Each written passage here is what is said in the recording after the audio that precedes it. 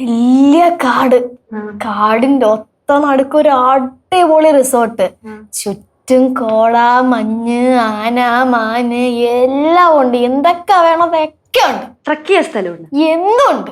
കബനി നദിയുടെ തീരത്ത് അല്ല. അങ്ങനെയാണെങ്കിൽ ഞാൻ വരാം.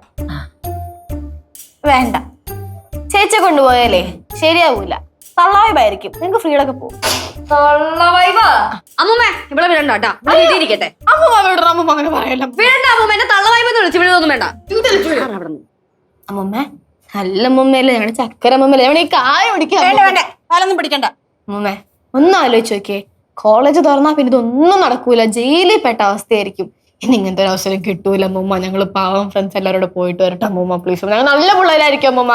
എപ്പോഴും വിളിക്കാം അമ്മൂമ്മ. അമ്മൂമ്മ ഒന്ന് ചിന്തിക്കും അമ്മൂമ്മ. എത്ര പേരാ പോന്നെ? നമ്മൾ 14 പേരുണ്ട് അമ്മൂമ്മ. 14 പേരോ? 14 പേരുണ്ട് അമ്മൂമ്മ. ആ 14 പേരുടെയും ഫോൺ നമ്പർ എനിക്ക് മേടിച്ചു തരണം. വാട്സപ്പ് ചെയ്യാം. പിന്നെ ആ 14 പേരുടെ അച്ഛന്റെയും അമ്മയുടെയും phone number, Aadhaar card, ration കാർഡിന്റെ കോപ്പി ഇതെല്ലാം മേടിച്ചു തരണം. കൂടാതെ ഡ്രൈവറുടെ ലൈസൻസ്, പിന്നെ ഇൻഷുറൻസിന്റെ കോപ്പി ഇതെല്ലാം മേടിച്ചെന്റെ തരണം. അമ്മൂമ്മ എന്തിനാ അമ്മൂമ്മ അക്ഷയ തുടങ്ങിയ? ഓടാപ്പുറത്ത് ഇറങ്ങി പോടാപ്പുറത്ത്. ഇത്രയും തന്നാ വിടുവോ? ഞാനൊന്ന് ആലോചിക്കട്ടെ.